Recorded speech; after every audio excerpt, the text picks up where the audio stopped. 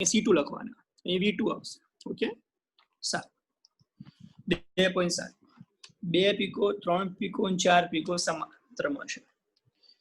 તો C1 C2 અને C3 શ્રેણી સમાંતર જોડાણમાં છે. તો સમતુલ્ય કેપેસિટન્સ ત્રણેયનો શું કરવો પડે? સરવાળો. તો C1 કેટલા છે? 2 3 4. તો ટોટલ 4 ને 3 7 ને 2 9 પીકો ફેરાડે. હવે શું કહે છે? જો આ સંયોજનને 100 વોલ્ટના સપ્લાય સાથે જોડવામાં આવે તો દરેક કેપેસિટર પરનો વીજભાર શોધો. એટલે જોડે આપણે 100 વોલ્ટના સપ્લાય સાથે જોડવામાં દરેક કેપેસિટર પરનો વીજભાર શોધો. તો 100 દરેકનો વોલ્ટેજ 100 જ રહેવાનો. તો લખી C1 કેપેસિટર પરનો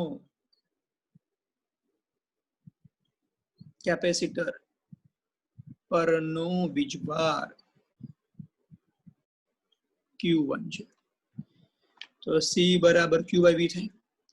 C1 Q1. તો Q1 બરાબર શું? C1 V1 થશે. C1 V થશે.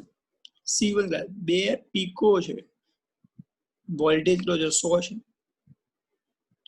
સાદું રૂપ આપો એટલે 2 × 10⁻10 કુલમ થાય. એ C2 કેપેસિટર પરનો વીજભાર Q2 છે. તો Q2 બરાબર ડાયરેક્ટ લખવું શું લખાશે? C2V લખાશે. C2 કેટલા આપે છે આપણને? 3 પીકો ફેરાડે. પીકો એટલે 10⁻12. વોલ્ટેજ તો 100 છે, 10 કુલમ. એ C3 પરનો વીજભાર Q3 છે. તો Q3 = C3V થશે. 3 પીકો છે, આ 100 છે.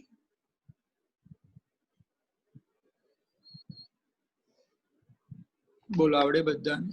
સોરી 4 છે ને? આવડે બધાને?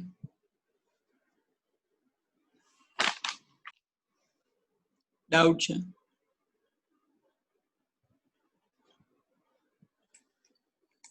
હવે સ્વાધ્યાયનો દેખો 2.8.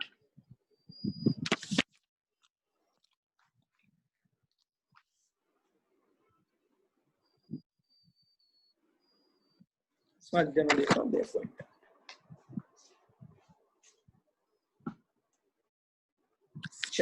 ક્વેશ્ચન: બે પ્લેટો વચ્ચે હવા હોય તેવા સમાંતર પ્લેટ કેપેસિટરમાં દરેક પ્લેટનું ક્ષેત્રફળ 6 × 10⁻³ મીટર સ્ક્વેર.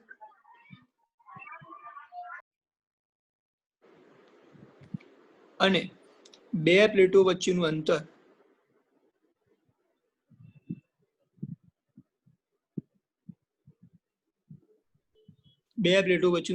3 mm છે. આ કેપેસિટરનું કેપેસિટન્સ પહેલા ગણો. તો આપણે પહેલા કેપેસિટરનું કેપેસિટન્સ આપણે ગણીશું. ક્ષેત્રફળ કેટલું આપ્યું છે?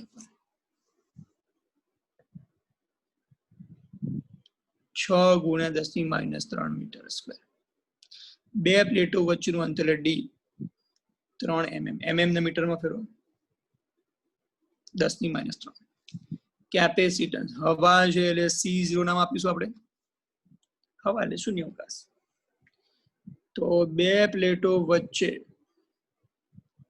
હવા હોય ત્યારે કેપેસિટન્સ C0 બરાબર A∈0.D છે. એની કિંમત આપણને આપી છે 6 × 10⁻³ એપ્સિલોન 8.85 × 10⁻12 અને D 3 × 10⁻³ C0 આપણને મળશે. સાદુરૂપ આપણને 3 દુ 6 2 × 8.85 કરો. 3 દુ 6 થશે ને? 2 × 8.85 કરો.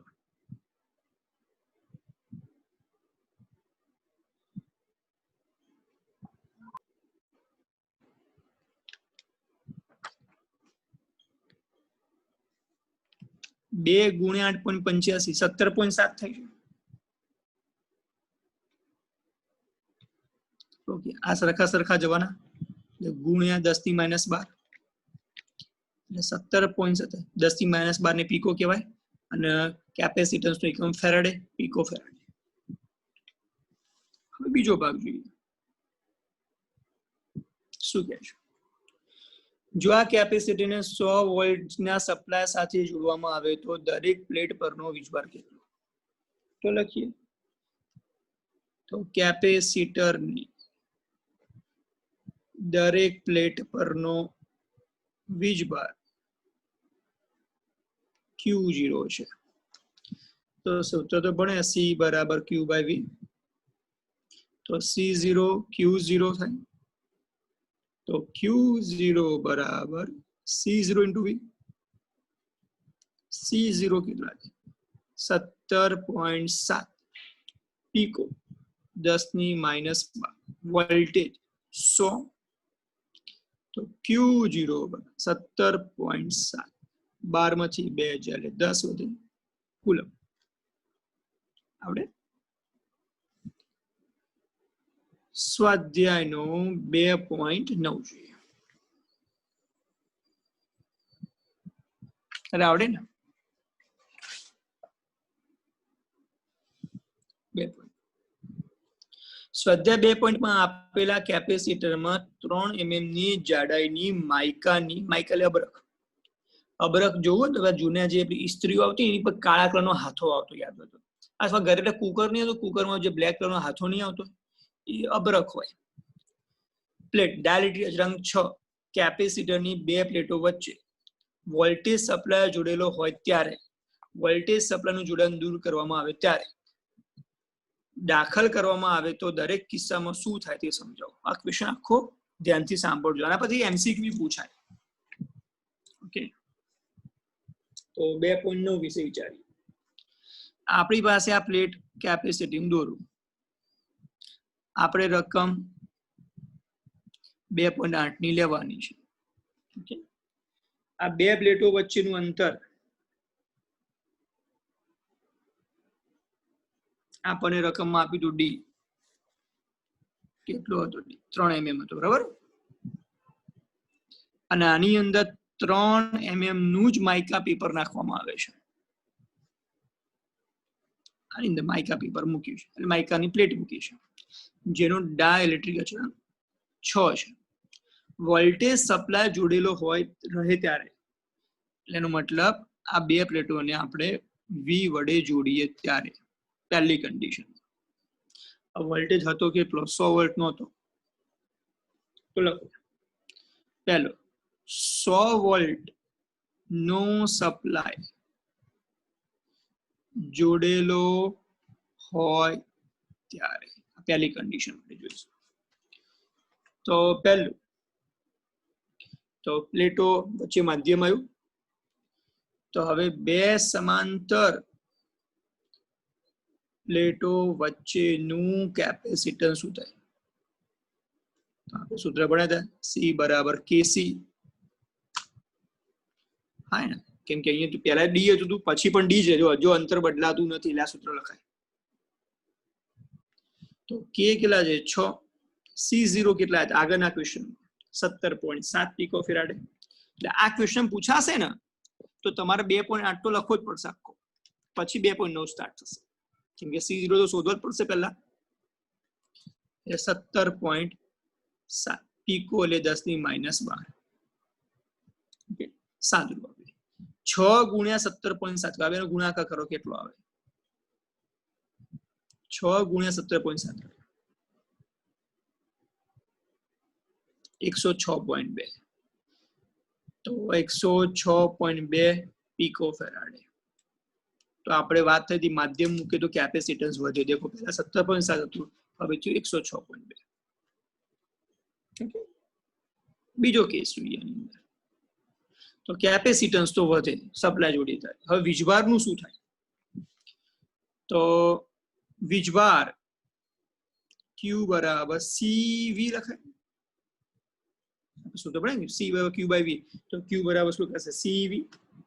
વોલ્ટેજ તો અહીંયા કેટલો છે આપણે 20 ધાર્યો છે એટલે 20 લખું છું ઓકે ખાલી ચલ સી કેટલા આયા 106.2 આયા આપણે પીકો ફેરાડે 10 ની -2 વોલ્ટેજ તો 100 છે એટલે 106.2 12 માંથી 2 જાય એટલે -10 કુલમ ત્રીજો કેસ વોલ્ટેજ કેટલો રહેશે એનો એજ 100 વોલ્ટ ઓકે તો જ્યારે પ્લેટ જોડેલી વોલ્ટેજ એનો રહ્યો વીજભાર આટલો મળે આપણને અહીંયા સી આનો હાલ હવે શું કહું છું ધ્યાનથી સાંભળજો નંબર 2 ભાગ માટે વોલ્ટેજ સપ્લાય નું જોડાણ દૂર કરવામાં આવે તો વોલ્ટેજ સપ્લાય નું જોડાણ દૂર કરવામાં આવે તો આવી પરિસ્થિતિમાં શું થાય જો વોલ્ટેજ સપ્લાય નું જોડાણ દૂર કરવામાં આવે તો દરેક કેપેસિટર પરનો વીજભાર અગાઉ જેટલો જ રહે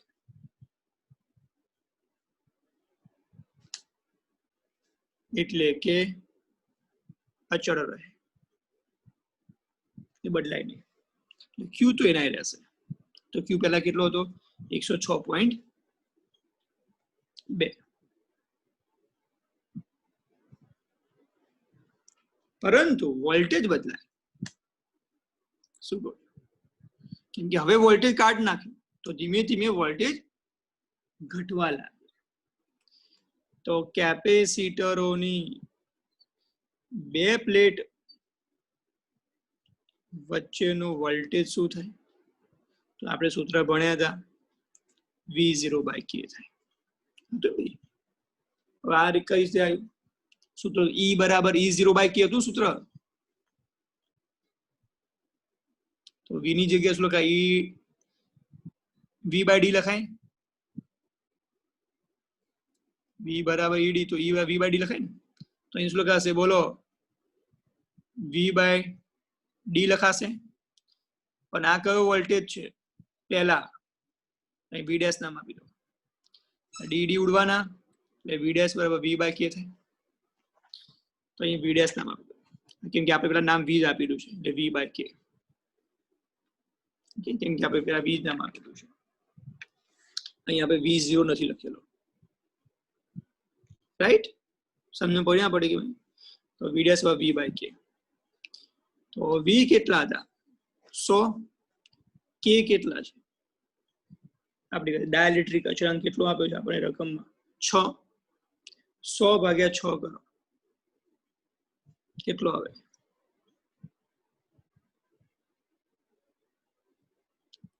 16.666 એટલે 60 લખી દઉં છું બોલો આવડી ગયો આખો દાખલો ડાઉટ છે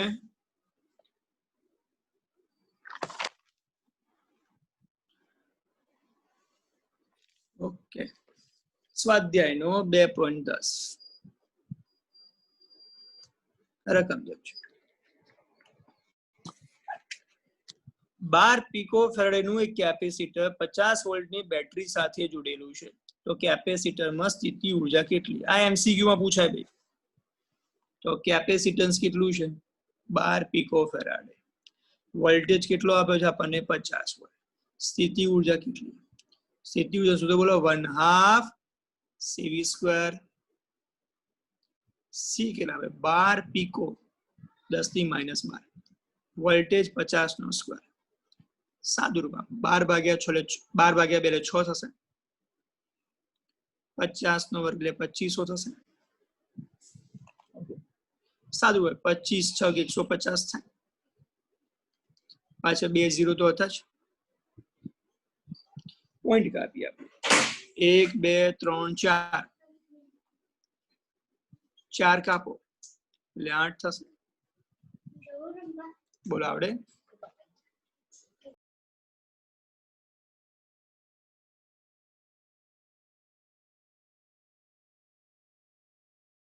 ચાલો સ્વાધ્યાયનો 2.11 રકમ देखिए 600 પીકો ફેરાડનું એક કેપેસિટર 200 વોલ્ટના સપ્લાય વડે વિદ્યુતભારિત કરવામાં આવે છે. સાંભળો, તેનું સપ્લાય સાથે જોડાણ દૂર કરવામાં આવે છે. સપ્લાય સાથે જોડાણ દૂર કરીએ તો વોલ્ટેજ એનો એ રહે નહીં, વોલ્ટેજ થોડો ઘટે. સાચી વાત, તમને સમજાય ને? સપ્લાય જોડાણ દૂર કરવામાં આવે તો વોલ્ટેજ ઘટે. બીજા વિદ્યુતભારિત ન હોય, વિદ્યુતભારિત ન હોય નો મતલબ એને વોલ્ટેજ આપ્યો નથી. સપ્લાય આપીએ તો જ વીજભારિત થાય, તો જ વીજભાર એડ થાય. તેવા 600 પીકો ફેરાડના કેપેસિટર સાથે જોડવામાં આવે છે. તો આ પ્રક્રિયામાં કેટલી ઉર્જા ગુમાવાઈ હશે? ઓકે, તો પહેલા ક્વેશ્ચન સમજીએ. આપણી પાસે આ 600 પીકો ફેરાડનું કેપેસિટર છે, એની સાથે 200 વોલ્ટનો સપ્લાય જોડવામાં આવે છે.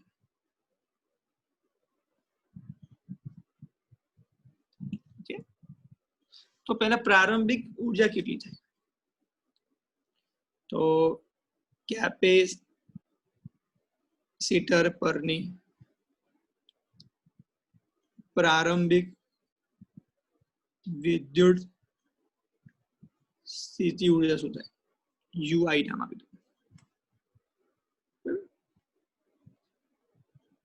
તો શું થશે? 1/2 CV² થશે. યુઆઈ બરાબર 1/2 CV² થશે. સી કેટલા છે? 600 પીકો ફેરાડે. વોલ્ટેજ કેટલા છે? 200 છે. નો હોલ સ્ક્વેર, સાદું ભાગ. 1/2 600 ગુણ્યા 10⁻12. અહીંયા 200 નો વર્ગ એટલે 2 નો વર્ગ 4 થાય. 100 થયા પાછળ 100 નો વર્ગ એટલે 10⁻4 થશે. સાદું 6 ચોક 24 થશે. 24 ભાગ્યા 2 12 થશે. આ 100 થયા કેવાય ને, 2 0 લે. 12 માંથી 2 જાય એટલે -10, -10 માંથી 4 એટલે -6. પહેલી ઉર્જા આટલી છે. બરાબર. હવે આ જે વોલ્ટેજ એને જોડાણ દૂર કરવાનું છે, એની જગ્યાએ બીજું કેપેસિટર મૂકવાનું છે. ઓકે, આ વોલ્ટેજને પ્રારંભિક વોલ્ટેજને નામ આપી દઉં છું, આ V છે. બરાબર, આ V1 આપી દઈએ અહીંયા. ઓકે, આ કેપેસિટર નું C1 નામ આપી દઉં. ઓકે, હવે આ પેલું C1. હવે વોલ્ટેજનું જોડાણ દૂર કરવાનું, એને સમાંતર બીજો મૂકવાનો છે. ઓકે, સમાંતર. અને અહીંથી 2 જોડાણ આપેલા હોય. તમારે આખું દોરવાની જરૂર નથી, આ તો સમજાવવા માટે. તો હવે સામાન્ય વોલ્ટેજ V કહીએ આપણે. આ સામાન્ય વોલ્ટેજ બે વચ્ચેનો, બરોબર, જોડાણ દૂર કર્યા પછી. ઓકે, સામાન્ય વોલ્ટેજ આ V મળે. આ કેટલા? આ C2 વીજભાર રહિત છે, આને વીજભાર આપ્યો નથી.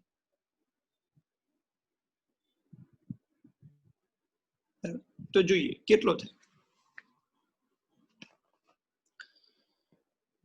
તો આવા કેસમાં આ બંને 800 પીકો ફેરાડ છે. બે રીતથી દાખલો સમજાવું છું.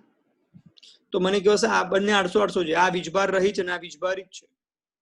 એનો મતલબ એમ થયો કે આની પર જે વીજભાર હશે, આની પર જે વીજભાર હશે એ આના કરતા કેવું વેચે? અડધો વેચાશે ને. ઓકે, અડધો વેચાય.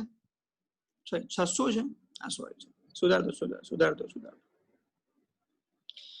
આની પર જે વીજભાર હશે એનાથી આની પર બીજો અડધો વેચાશે, કેમ કે બંને સમાંતરમાં આવી ગયા. બંનેના કેપેસિટરના મૂલ્ય સમાન છે. એ રીતથી પણ બને. પણ પહેલા હું બીજી રીત જે સહેલી સમજાવું છું. આને સામે જોડીએ એટલે આપણને શું? સામાન્ય વોલ્ટેજ મળે. શોધીએ સામાન્ય વોલ્ટેજ એટલે V બરાબર. તો સામાન્ય વોલ્ટેજ કેટલો થાય? સૂત્ર પડે C1 V1 + C2 V2 / C1 + C2. C1 કેટલા છે આપણી પાસે? 600 પીકો. વોલ્ટેજ એનો કેટલો હતો? 200. C2 લેતા પણ 600 પણ એનો વોલ્ટેજ 0 હતો. કેમ? એ વીજભાર રહિત છે. આ 600 પ્લસ 600 તો 6 ગુણ્યા 12. ઓકે, 1 2 3 4. ઓકે, અહીંયા 6 1200 12 ભાગ્યા 12 એટલે 100 થશે. 2 0 હતા તો સામાન્ય વોલ્ટેજ 100. તો પહેલા હતો કેટલો? 200. હવે કેટલો આવ્યો? 100. તો હવે અંતિમ વિદ્યુત સ્થિતિ ઊર્જા શું થઈ? UF નામ આપું 1/2 CV². તો C શું લેવો પડે? બેનો કમ્બાઈન ભેગો સંયોજન બંને સમાંતરમાં છે તો C ની જગ્યાએ શું લખાશે? C1 + C2 V². એમ. તો આ કેટલા હતા આપણી પાસે? 600 + 600 પીકો ફેરાડે એટલે પીકો એટલે 10⁻12. ઓકે, -12 કોમન આવશે. સામાન્ય વોલ્ટેજ કેટલો આવ્યો? 100 આવ્યો. UF બરાબર 1/2 600 + 600 1200. આ 10⁴ થશે, 10² થશે, 10² 10⁴. સાદું રૂપ આપો 12 ભાગ્યા 2 એટલે 6 લખું. આ 100 છે એટલે 100 ની એટલે 10⁵. 4 ને 2 6. 12 માંથી 6 જાય 6 વધે તો અંતિમ ઉર્જા આટલી થશે. ઓકે, તો આ પ્રક્રિયામાં કેટલી ઉર્જા ગુમાવી કહેવાય? તો ઉર્જામાં થતો ઘટાડો. તો ડેલ્ટા U બરાબર પ્રારંભિક ઉર્જા માઇનસ અંતિમ. પ્રારંભિક તો 12 × 10⁻6. અંતિમ 6 × 10⁻6.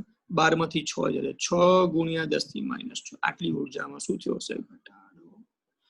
આ be very very most IMP દાખલો આ બોર્ડ માટે. બોલો, બીજી રીત શીખવી છે ને? તો ચાલશે. રીત નંબર 2 બીજી રીત પણ સમજાવું. ઓકે, તો પહેલું અહીંથી લખું કેપેસિટરની. હા, V2 કેમ 0? આ V2 કેમ? તો રકમમાં લખ્યું છે બીજું કેપેસિટર વીજભાર રહિત છે. દેખો વીજભાર રહિત. વીજભારિત ન હોય એનો મતલબ એનો વોલ્ટેજ આપ્યો જ નહીં હોય ને. વોલ્ટેજ આપ્યો હોત તો એને આપણે એને વીજભાર મળે ને. પણ વીજભાર એનો મતલબ વોલ્ટેજ આપ્યો જ. ઓકે, હવે જો કેપેસિટરની પ્રારંભિક સ્થિતિ ઉર્જા વિદ્યુત સ્થિતિ ઉર્જા લખીએ. U1 બરાબર સૂત્ર શોધું 1/2 C1 V1². એટલે ગમે તે લખાય. C1 ની કિંમત આપણને ખબર હતી. અહીંયા 600 પીકો ફેરાડે. V1 આપણી પાસે અહીંયા હતા 200 જ હતા. આનું સાદુરૂપ આપે એટલે જવાબ મળે આપણને 12 × 10⁻6 જૂલ. ઓકે, હવે સાંભળજો.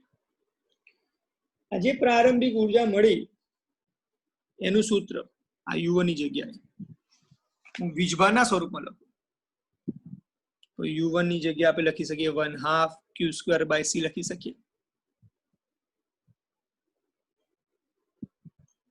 Okay, ready? હવે શું લખું છું તો C કેપેસિટર આપણી પાસે કેપેસિટન્સ કયું હતું? C1. એના પરનો વીજભાર મેં લીધો છે Q લીધો છે. બરોબર, એના પરનો વીજભાર શું લીધો છે? Q. શું વાક્ય બહુ સાંભળજો. તો C1 કેપેસિટર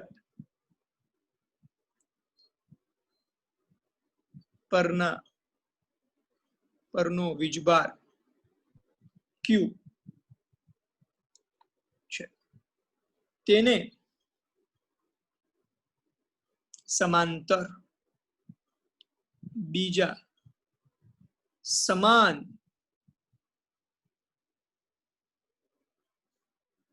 વિદ્યુતભાર રહિત કેપેસિટરને જોડવામાં આવે તો બંને કેપેસિટર પર સમાન વીજભાર Q/2 થાય. બંને સરખા છે તો અડધો અડધો વહેંચી જશે. તો હવે કેપેસિટરોની અંતિમ વિદ્યુત સ્થિતિ ઉર્જા શું થાય? તો આપણી પાસે બે capacitor you dash U1 plus લખાશે U2 લખાશે. હા, બે સમાંતરમાં છે તો U1 ની પહેલી શું લખાશે? 1/2 Q²/C. પણ Q કેટલો આવ્યો? Q/2 નો હોલ સ્ક્વેર. સૂત્ર તો 1/2 Q²/C. પણ હવે આના પરનો વીજભાર Q/2 થયો ને, એ Q/2 નો સ્ક્વેર અપોન C1. તો બીજા માટે શું લખાશે? ઓકે, 1/2 Q/2 નો હોલ સ્ક્વેર અપોન C2. પણ C1 બરાબર C2 બરાબર શું છે? C. તો શું લખાશે? 1/2 ઓકે Q² 2 નો વર્ગ 4 4C લખાશે. સેમ 1/2 Q²/4C લખાશે. હવે આ 4 આ જે 4 છે એને બહાર લઈ લઈએ. 1/4 Q²/2C લઈ લો. સેમ અહીંયા પણ શું લઈ લો? Q²/2C. પણ Q²/2C હજી Q²/2C કેટલા હતા? 12 ગુણ્યા 10 ની માઇનસ 6 હતા. હા, અહીંયા પણ શું હતા? 12 ગુણ્યા 10 ની માઇનસ 6. પણ એ ઉર્જા કોના બરાબર હતી? U1 બરાબર હતી ને. તો U ડેશ બરાબર U1/4. હા, પણ U1/4 થશે. કેટલા થશે? લસા લઈએ લે 2U1/4 એટલે U1/2 થશે. U1 કેટલા હતા આપણી પાસે? 12 ગુણ્યા 10 ની માઇનસ 6 ભાગ્યા 2 6 ગુણ્યા 10 ની માઇનસ 6 અંતિમ સ્થિતિ ઉર્જા. તો સ્થિતિ ઉર્જામાં થતો ઘટાડો કેટલો થાય? U1 minus U dash. Okay, તો U1 કેટલા થશે? તો 12 ગુણ્યા 10 ની માઇનસ 6 U ડેશ 6 ગુણ્યા 10 ની માઇનસ 6 12 માંથી 6 જાય 6 ગુણ્યા 10 ની માઇનસ 6 આવડે. અને ત્રીજી રીત પણ છે, પણ બધી રીતો નહીં સમજાવી, પણ મારી દ્રષ્ટિએ આ રીત પહેલી સારી છે.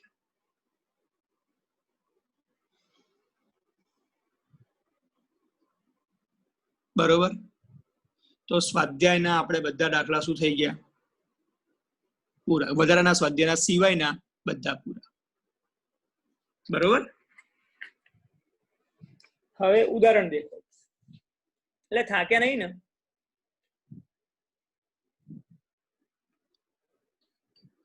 થાકી ગયા?